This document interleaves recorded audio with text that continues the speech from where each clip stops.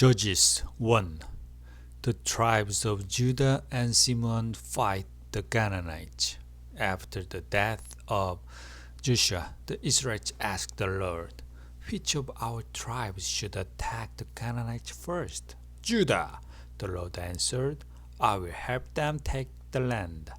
The people of Judah went to their relatives, the Simeon tribe, and said, "Canaanites live in the land God gave us. Help us fight them, and we will help you." Troops from Simeon came to help Judah.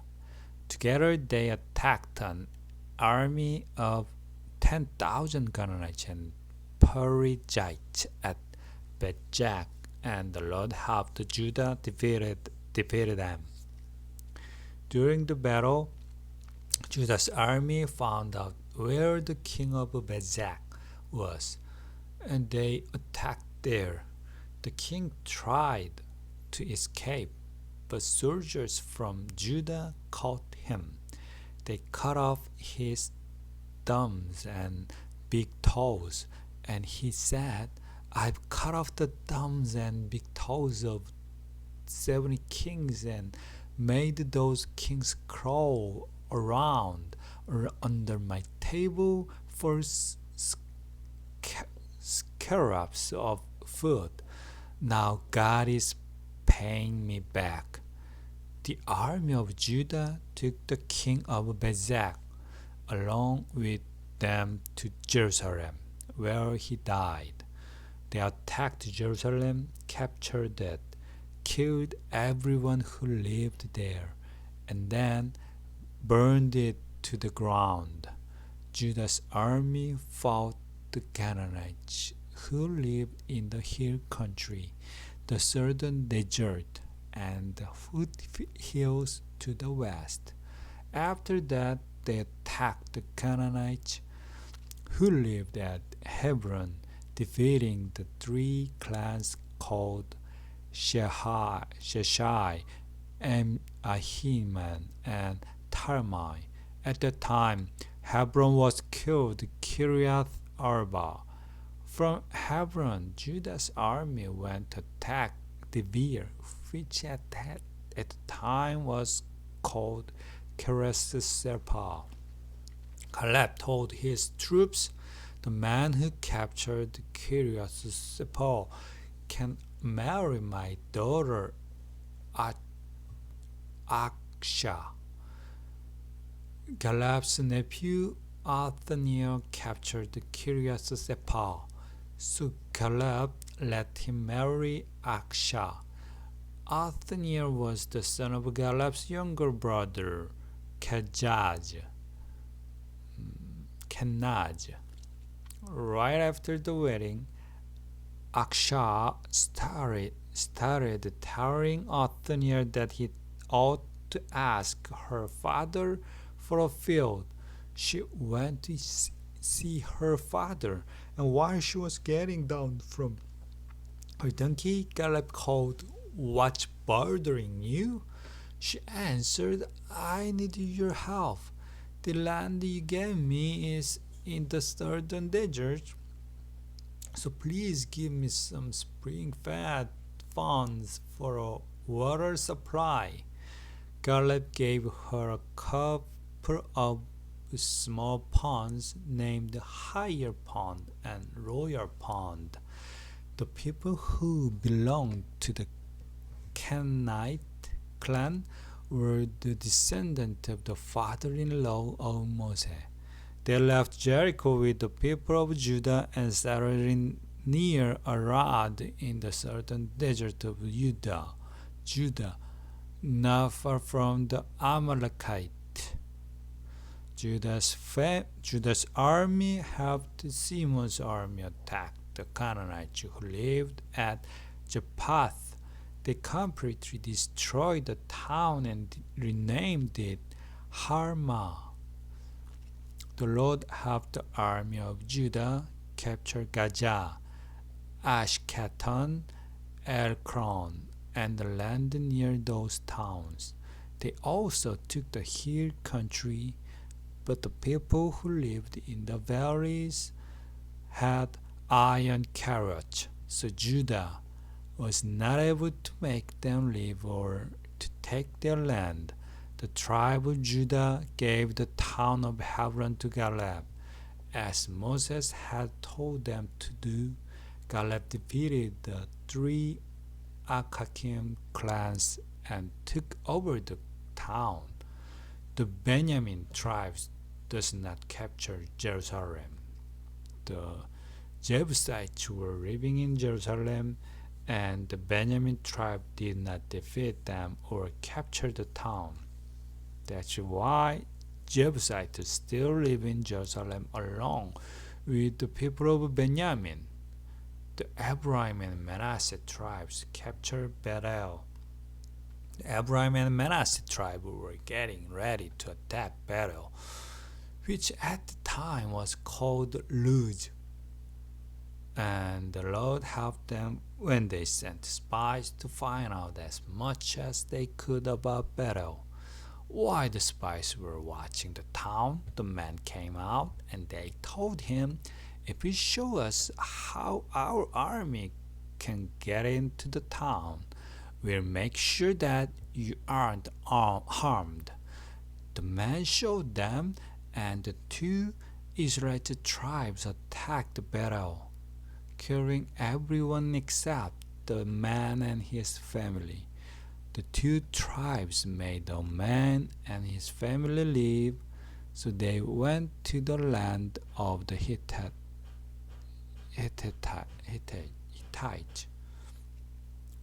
Where he built the town. He named the town Luz, and that is still its name. Israel does not get rid of all the Canaanites. Canaanites live in the town of Beth-shan, Kanach, Dor, Ibelim, Megdol, and all the villages nearby. The Canaanites were determined to stay, and the Manasseh tribe never did get rid of them.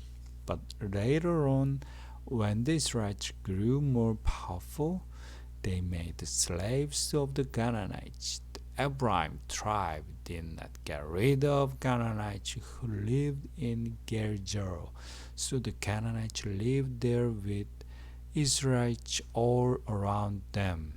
The Jebum tribe did not get rid of Canaanites who lived in Kitron and Nahalol, and the Canaanites stayed there with Israelites around them. But the people of Jeburum did force the Canaanites into slave labor. The Asher tribe did not get rid of the Canaanites who lived in Akko, Zidon, Arab, Achjib, Helbah, Apik, and Rehob, and Asher tribe lived with Canaanites all around them. The Naphtali tribe did not get rid of the Canaanites who lived in Beth Semes and Beth Anath, but they did force the Canaanites into slave labor. The Naphtali tribe lived with Canaanites around them. The Amorites were strong enough to keep the tribe of Dan from settling in the valleys, so Dan had to stay in the hill country. The Amorites on Mount Hir and in Ajijaron and Sharabiim were also determined to stay. Later on, as Ephraim and Manasseh grew more powerful, they forced those Amorites into slave labor. The Amorites Edomite border. The old Amorite Edomite border used to go from Selah through Scorpion Pass into the hill country. Judges 2. the Lord angel speak to Israel?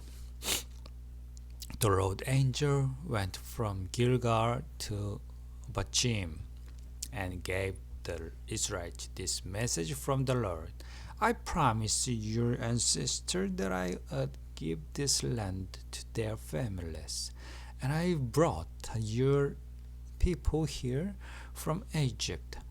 We made an agreement that I promised never to break, and you promised not to make any peace treaties with the other nations that live in the land. Besides that, you agreed to tear down the altars where they sacrificed their idols. Why haven't you kept your promise? And so I will stop helping you defeat your enemies. Instead, they will be there to trap you into worshiping their idols. The Israelites started crying loudly, and they offered sacrifices to the Lord. From then on, they called that place crying. Israel stops worshiping the Lord. Joshua had been faithful to the Lord, and after Joshua sent the Israelites to take the land that they had been promised, they remained faithful to the Lord until Joshua died at the age of 110. He was buried on his land in Timnath-Heres, in the hill country of Ephraim, north of Mount Gaash.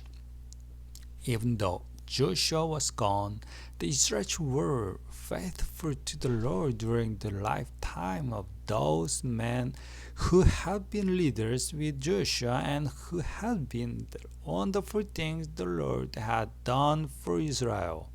After a while, the people of Joshua's generation died, and the next generation did not know the Lord or any of the things he had done for Israel. The Lord had brought their ancestors out of Egypt, and they had worshipped him. But now the Israelites stopped worshiping the Lord and worshipped the idol of Baal and Ashtoreth, as well as the idols of other gods from nearby nations. The Lord was so angry with the Israelites that he let our nation raid Israel and steal their crops and other possessions. Enemies were everywhere, and the Lord always let them defeat Israel in battle.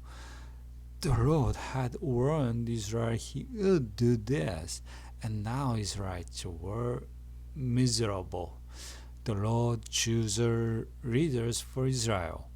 From time to time, the Lord would rather choose special leaders known as judges. These judges would lead the Israelites into battle and defeat the enemy that made raid on them.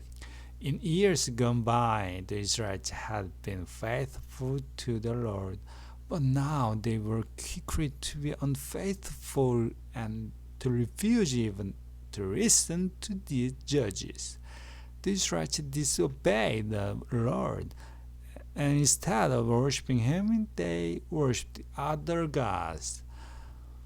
When enemies made life miserable for the Israelites, the Lord felt sorry for them.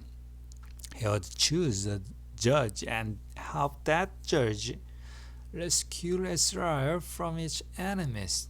The Lord was kind to Israel as long as that judge lived.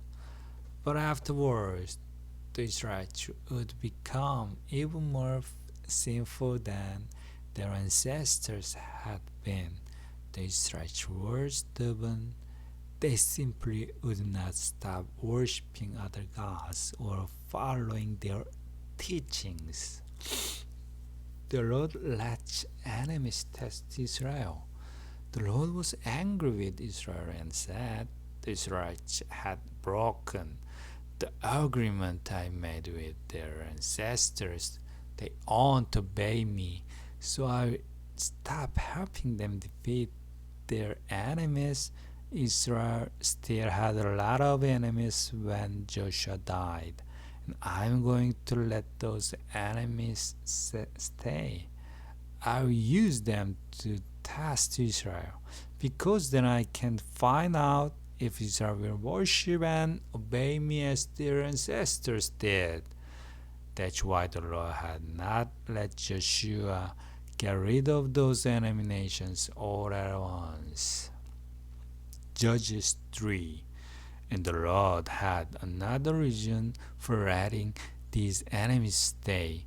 The Israelites needed to learn how to fight in war, just as their ancestors had done. Each new generation would have to learn by fighting the Palestinians and their 5 rulers, as well as the Canaanites, the Sidonians, and the Hivites, and lived in the Lebanon mountains from Mount Baal Hermon to Hamath Pass. Moses had told the Israelites what the Lord had commanded them to do, and now the Lord was using this nation to find out if Israel would obey. But they refused, and some of them even married the Canaanites, Hittites, Amorites, Perizzites, Hivites, and Jebusites who lived all around them. That's how they started worshiping foreign gods.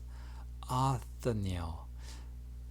The Israelites sinned against the Lord by forgetting Him and worshiping idols of Baal and Astarte.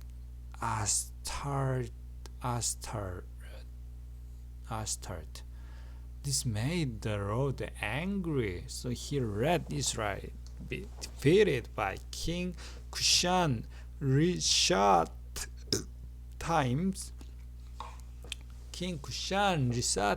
of northern Syria, who ruled Israel 8 years and made everyone pay taxes. The Israelites begged the Lord for help, and so He chose Othniel to accuse him. Othniel was the son of Caleb's younger brother Kenaz. The Spirit of the Lord took control over Othniel, and he led Israel in a war against Cushan Rishathaim. The Lord led Othniel win, and Israel was at peace until Othniel died about 40 years later. Ehud. Once more the Israelites started disobeying the Lord, so He let them be defeated by King Eglon of Moab, who had joined forces with the Amorites and Amalekites to attack Israel. Eglon and his army captured Jericho. Then he ruled Israel for 18 years and forced the Israelites to pay heavy taxes. The Israelites begged the Lord for help. The Lord chose Ehud from the Benjamin tribe to rescue them. They put Ehud in charge of taxing the taxes to King Eglon. But before Ehud went, he made the double-edged dagger. Ehud was left-handed, so he strapped the dagger to his right thigh, where it was hidden under his robes. Ehud and some other Israelites took the taxes to Eglon, who was a very fat man. As soon as they gave taxes to Eglon, Ehud said it was time to go home. Ehud went with the other Israelites as far as the status at Gilgal. Then he turned back and went upstairs to the room where Eglon had his throne. Ehud said, "Your Majesty, I need to talk with you in private." Agron replied, "Don't say anything yet." His officer left the room, and Agron stood up as Ehud came closer. "Yes," Ehud said, "I have a message from you from God." Ehud pulled out the dagger with his left hand and shoved it so far into Agron's stomach that even the handle was buried in his fat. Ehud left the dagger there. Then, after closing and locking the doors to the room, he climbed through a window onto the porch and left. When the king's officers came back and saw that the doors were locked, they said, "The king is probably inside relieving himself." They stood there waiting until they felt foolish, but Agron still didn't open the door. Finally, they unlocked the door and found King Agron lying dead on the floor. But by the time Ehud had already escaped past the stadiums. Ehud went to the town of Syria, Sarah, in the hill country of Ephraim, and started blowing a trumpet as a signal to call the Israelites together. When they came, he shouted, "Follow me, the Lord will help us defeat the Moabites." The Israelites followed Ehud down to the Jordan Valley, and they captured the places where people crossed the river on the way to Moab. They would not let anyone go across, and before the fighting was over, they killed about 10,000 Moabite warriors. Not one escaped alive. Moab was so badly defeated that it was a long time before they were strong enough to attack Israel again. And Israel was at peace for 80 years.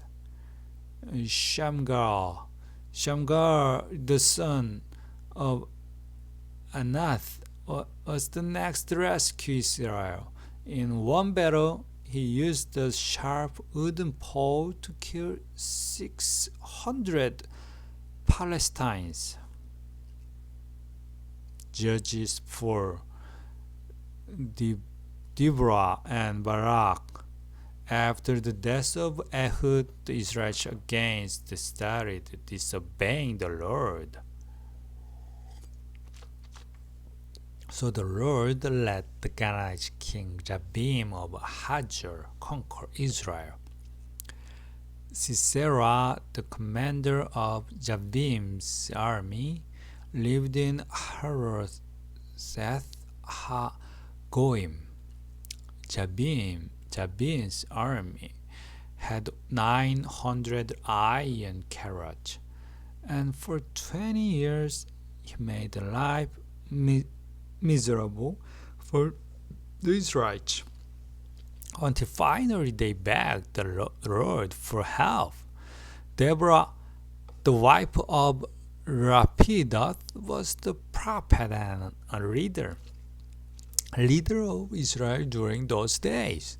She would sit under Deborah's palm tree between Ramah and Bethel in the hill country of Ephraim, where Israelites would come and ask her to settle their legal cases. One day, Barak, the son of Abinoam, was in Kadesh in Naphtali, and Deborah sent word for him to come and talk with her. When he arrived, she said, "I have a message for you from the Lord God of Israel. You are to get together an army of 10,000 men from the Naphtali and Zebulun tribes, lead them to Mount Tabor. The Lord will trick Syria into coming out to fight you at the Kishon River. Sisera will be leading King Jadbim's army as usual, and they will have their courage, but the Lord has promised to help you defeat them. I'm not going use unless you go.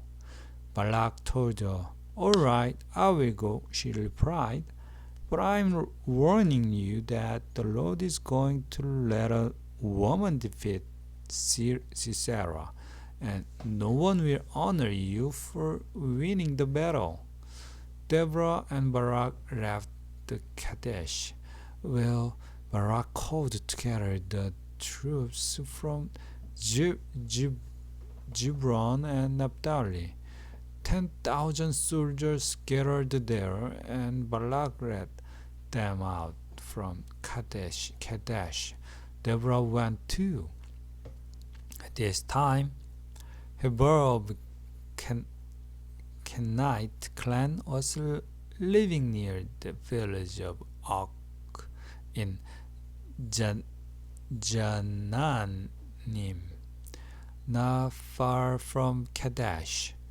The Kenites were descendants of Habab, the father-in-law of Moses, but Heber had moved and had set up his tent away from the rest of clan.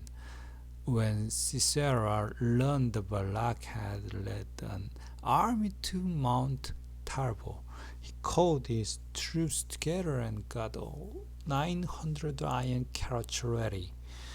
Then he led his army away from Haroseth Hagoyim to the Kishon River. Deborah shouted, "Balak, it's time to attack Sisera, because today the Lord is going to help you defeat him." In fact, the Lord has already gone on ahead to fight for you. Balak led his 10,000 troops down from Mount Tabor, and during the battle, the Lord confused Sisera, his carrot drivers, and his whole army. Everyone was so afraid of Balak and his army that even Sisera jumped down from his carrot and tried to escape. Balak's forces went after Sisera's carrot and army as far as Haroseth Hagoyim. Sisera's entire army was wiped out. Only Sisera escaped. He ran to Heber's camp because Heber and his family had a peace treaty with the king of Hazor. Sisera went to the tent that belonged to Jael, Heber's wife. He came out to greet him and said, "Come in, sir. Please come on in. Don't be afraid." After they had gone inside, Sisera lay down, and Jael covered him with a blanket. "Could I have a little water?" he asked. "I'm thirsty." Jael opened the leather bottle and poured him some milk. Then he covered him back up. Stand at the entrance to the tent, Sisera told her. "If someone comes by and asks if anyone is inside, tell them no." Sisera was exhausted and soon fell fast asleep. Jael took a hammer and drove a tent peg through his head into the ground, and he died. Meanwhile, Barak had been following Sisera, and Jael went out to meet him. "The man you're looking for is inside," she said. "Come in and I will show him to you." They went inside, and there was Sisera dead and stretched out with a tent peg through his skull. That same day God defeated the Canaanite king Jabin, while the Israelites looked on, and his army was no longer powerful enough to attack the Israelites. Jabin grew weaker while the Israelites kept growing stronger, until at last the Israelites destroyed him. Judges 5. Deborah and Barak sing for the Lord. After the battle was over that day, Deborah and Barak sang this song. We praise you, Lord, our soldier volunteered, ready to follow you. Listen, king and rulers, while I sing for the Lord, the God of Israel. Our Lord, God of Israel, when you came from Seir, where the Edomites live, rain poured from the sky, the earth trembled, and mountains shook. In the time of Shamgar, son of Anath, and now again in Jael's time, roads were too dangerous for caravans. Travelers had to take the back roads, and villagers couldn't work in their field. Then Deborah took command, protecting Israel as a mother protector of children. The Israelites worshipped other gods, and the gates of their towns were then attacked, but they had no shield or spears to fight it. I praise you, Lord. I am grateful for those leaders and soldiers who volunteered. Listen, everyone, whether you ride a donkey with a pedal saddle or have to walk, even those who carry water to the animals will tell you, the Lord has won victories, and so has Israel. Then the Rose people marched down to the town gate and said, Deborah, let's go. Let's sing as we march. Barak, capture our enemies. The Rose people who were left joined with their leaders and followed at my side. Troops came from Abraham, where Amorites once lived. Others came from Benjamin. Officials and leaders came from Marcher and Jebron. The lords of Issachar came along with Deborah, and Issachar followed Barak into the valley. But the tribe of Reuben was no help at all. Reuben, why did you stay among your sheep pens? Was it to listen to shepherds whistling for their sheep? No one could figure out why Reuben wouldn't come. The people of Gilad stayed across the Jordan. Why did the tribe of Dan remain on their ships, and the tribe of Asher stay along the coast near the harbors? But soldiers of Zebulun and Naphtali risked their lives to attack the enemy. Canaanite kings fought us at Tanakh by the stream near Megiddo, but they couldn't rob us of our silver. From their pathway in the sky, the stars fought Sisera, and his soldiers were swept away by the ancestor Kishon River. I'll march on and be brave. Sisera's horses galloped off, their hoofs thundering in retreat.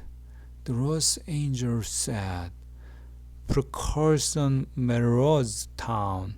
Each people refused to have the road fight his powerful enemies, but honored Jael, the wife of Heber, from the Canaanite clan.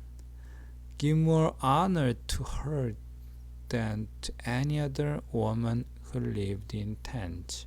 Yes, give more honor to her than to any other woman. Sisera asked for water, but Jael gave him milk, cream in fancy cup.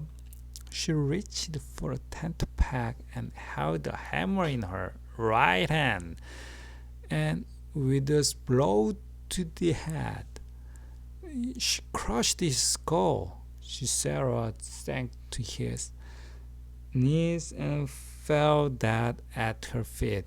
Sisera's mother looked up through her window.